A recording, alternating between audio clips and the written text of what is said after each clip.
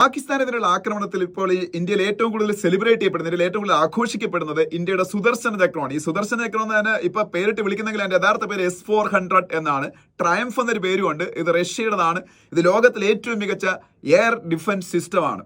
ഇതിന് ഭയങ്കര വിലയാണ്. ഇത് ഇന്ത്യ 5 എണ്ണമാണ് ഇപ്പോൾ റഷ്യയുടെ കയ്യിൽ നിന്ന് വാങ്ങിയത്. ഇതിന് ഏതാണ്ട് 42,000 കോടി രൂപയാണ്. 2018 ഇതിന്റെ എഗ്രിമെന്റ് സൈൻ ചെയ്തത്. ഇന്നലെയൊക്കെ പാകിസ്ഥാൻ ഇന്ത്യയെ ലക്ഷ്യമാക്കി എന്തെല്ലാം മിസൈലുകൾ, ഡ്രോണുകൾ, യുദ്ധവിമാനങ്ങൾ എല്ലാം പായിച്ചിട്ട് ഒരെണ്ണം പോലും ഇന്ത്യയിൽ ഒരു പ്രശ്നവും സൃഷ്ടിച്ചില്ല. കാരണം ഇതെല്ലാം എയർലി ഡിറ്റക്ട് ചെയ്ത് ഇല്ലാതാക്കാൻ, അന്തരീക്ഷത്തിൽ തന്നെ തകർക്കാൻ ഈ പറഞ്ഞ സുദർശന ചക്രം അല്ലെങ്കിൽ S-400 കഴിഞ്ഞു.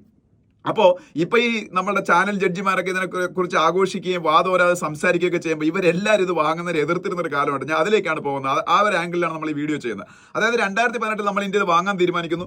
അമേരിക്ക ഇന്ത്യക്കെതിരെ ഉപരോധം പ്രഖ്യാപിക്കുന്ന ഒരു ഘട്ടം വരെ എത്തുന്നത്. കാരണം എന്ന് വെച്ചാൽ അമേരിക്കയിൽ ഒരു നിയമമുണ്ട്, CAATS എന്നാ പറഞ്ഞ countering Americas advisories through sanction act. അതായത് അമേരിക്കയുടെ ഒരു എനിമി രാജ്യത്തിന് അമേരിക്ക ഉപരോധങ്ങൾ കൊണ്ട് ബുദ്ധിമുട്ടിക്കുക. അതാണ് റഷ്യ അമേരിക്കയുടെ ഒരു എനിമി രാജ്യമാണ്. അതുകൊണ്ട് തന്നെ റഷ്യക്കെതിരെ ഒരുപാട് ഉപരോധങ്ങളുണ്ട്. അപ്പൊ ഞാൻ ഈ പറഞ്ഞ നിയമപ്രകാരം ഈ അമേരിക്കയുടെ ഒരു ശത്രു രാജ്യമായിട്ട് അവരുടെ ഒരു സുഹൃത്ത് രാജ്യം കച്ചവടം നടത്തിയാൽ ആ രാജ്യത്തിന് മുകളിൽ ഈ ഉപരോധം വരും. അപ്പോൾ അതുകൊണ്ട് ഈ പറഞ്ഞ ലോകത്തിലെ ഏറ്റവും മികച്ച എയർ ഡിഫൻസ് സിസ്റ്റമായ ഈ പറഞ്ഞ S-400 ചൈന വാങ്ങിയപ്പോഴും ടർക്കി വാങ്ങിയപ്പോഴും അവർക്കെതിരെ അമേരിക്ക ഉപരോധം ഏർപ്പെടുത്തി. കാരണം റഷ്യയുമായിട്ട് കച്ചവടം ചെയ്തതുകൊണ്ട്.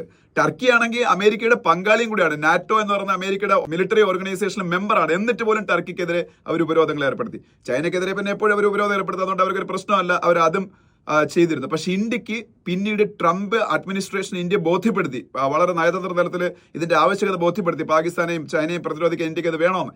അതുകൊണ്ട് ട്രംപ് ഇന്ത്യക്ക് പിന്നെ വെയ്വർ കൊടുക്കുകയാണ്. അത് ഇന്ത്യ ഗവൺമെന്റ് മിടുക്കാണ്. അതുകൊണ്ടാണ് മാത്രമാണ് ഇന്ത്യക്ക് മുകളിൽ അവർ ഉപരോധം ഏർപ്പെടുത്താറുള്ളത്. അങ്ങനെയാണ് നമ്മളത് വാങ്ങുന്നത്.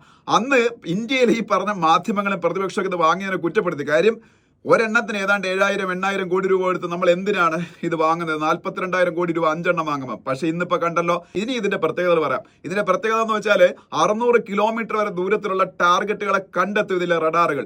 എന്നിട്ട് 400 കിലോമീറ്റർ വരെ അകലത്തിൽ വെച്ച് ഇതിനെ ഇല്ലാതാക്കും.